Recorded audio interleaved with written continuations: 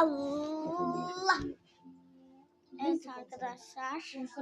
Bir saniye. Bense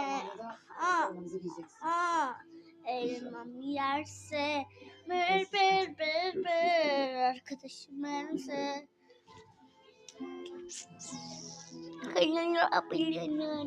kanala abone başka ne söyledim? Lütfen beğenin. Evet. Neye bakıyorsunuz ya? Neyse hayırlı işler, bol güneşler. Sen ne gidiyor? Öyle. Ve giydirdim. Ben seni şöyle getirdim. Kardeş.